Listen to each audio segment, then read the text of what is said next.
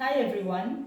I just want to respond to a continuing topic that I have come across online this morning. And I think since yesterday, it's actually been in the news over the past week or so. And since our new president came into office, congratulations, President Ruto. Basically, it's about the CBC.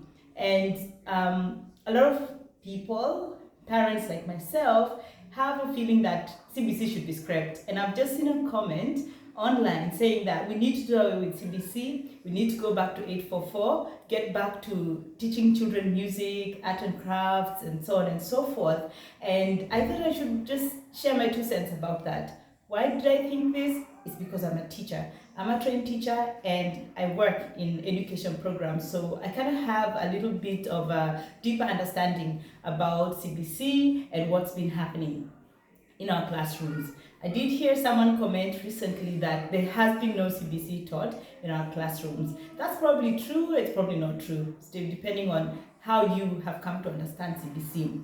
One thing is very clear from my perspective and my point of view and from my experience so far, because I do work with communities. The one thing that is clear is that parents really don't have enough information and enough visibility into what's going on with the CBC. One thing I want to say is that CBC is good. The concept is great. However, the implementation has been very poor, chiefly because I think at the point of starting it or launching it, parents were just not involved in the conversation and nobody really knows what to expect or what the real goals of CBC are.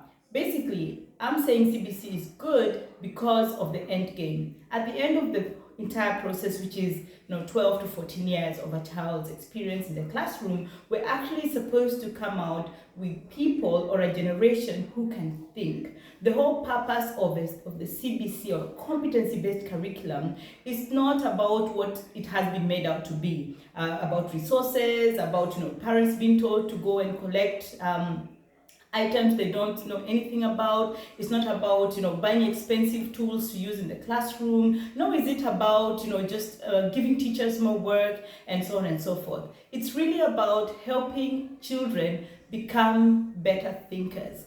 That in the world we live in today, we have to be able to think critically. We have to be able to problem solve better.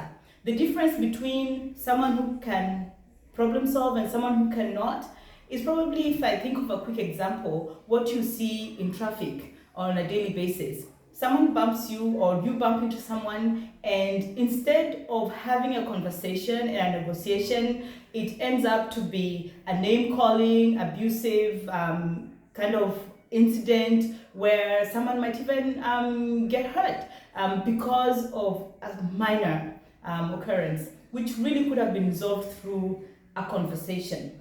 So CBC enables a young person to know how to think and to solve a problem. It enables a young person to understand how to approach life. So it's not about, in the classroom, they need to have these items. That has to happen because through their engagement with tools, with resources, with specific materials, children actually are learning how to collaborate, how to speak with other people, how to work with teams. They're learning how to solve basic everyday problems in a manner that can allow them to become more innovative, to become more creative, whereby when, as an adult, some years down the line, they come across a life challenge like the incident in traffic or something within the family or at work, they're actually able to think through that problem and organize their thoughts and resolve the problem without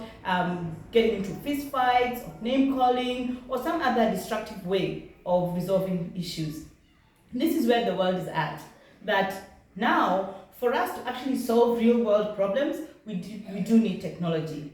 You have a phone, you have TV, you have a computer. If you're working, you are working with systems. We all use M-Pesa. These are systems that we need to work around. And these are systems that have been brought into our lives to resolve problems, to solve our everyday issues. If it is getting money to your mom and you can't travel there because that's really expensive and it's far, you just send it by M-Pesa. That enables you to solve a problem using technology. This is where we're trying to get our children at. that we don't need just a few talented individuals in society to be solving problems through innovation and creativity, to be working with teams and with people, and to be getting global level jobs and doing really well. We just need an entire generation to move from where we are using manual systems and a kind of backward way of thinking to where we really need to be, where we have a whole generation of critical thinkers, innovative young people who can bring new ideas into the market, be self-employed, and just really thrive in a global economy. And that's what CBC is really about.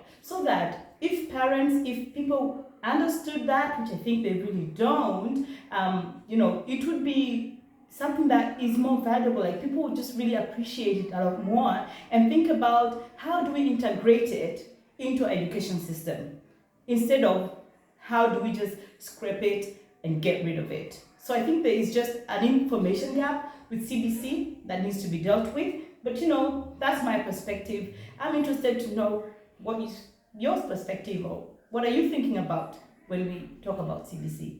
Thank you.